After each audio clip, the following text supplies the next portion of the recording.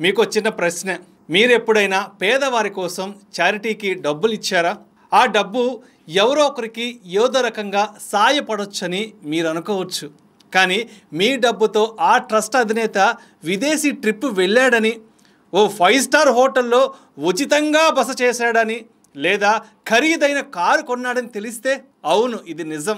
ఆనందంగా మనం ఇచ్చిన డొనేషన్ కొన్ని ట్రస్టుల చేతుల్లోకి వెళ్ళాక పన్ను మినహాయింపు పత్రాలుగా మారిపోతుంది. భారతదేశంలో కొన్ని చారిటబుల్ ట్రస్టులు చట్టాన్ని వక్రీకరించి పన్ను తప్పించుకునే మార్గంగా వాడుకుంటున్నాయి.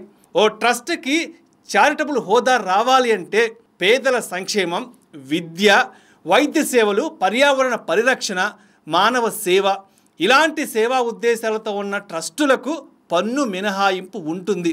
అంటే డొనేషన్ వచ్చిందంటే అది ట్రస్ట్ ఇన్కమ్. కానీ అదే డబ్బును చారిటీ కోసం వాడితే పన్ను అవసరం లేదు. కాగా డొనేట్ చేసిన వ్యక్తికి కూడా 80G ప్రకారం పన్ను తగ్గుతుంది.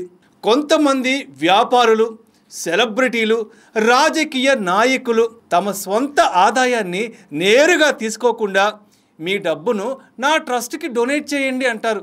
అలా ట్రస్టులోకి డబ్బు వస్తుంది. ఆ తరువాత ఖరీదైన కారు కొనుగోలు చేసి ట్రస్ట్ ఆఫీస్ అవసరమంటూ విదేశీ ట్రిప్స్, చారిటీ టూర్ల పేరుతో 5 స్టార్ హోటల్లో మీటింగులు, మేనేజ్మెంట్ మీటింగులు అంటూ తిరుగుతూ ఉంటారు. ఫౌండర్ బంధువులకు ఆ ట్రస్టులోనే భారీ జీతాలు ఇచ్చి నామమాత్రపు ఉద్యోగాలు ఇస్తారు. ట్రస్ట్ అన్న పదం వినగానే మనసులో ఓ పెద్ద నమ్మకం కలుగుతుంది. సేవ, త్యాగం, ఆదర్శం.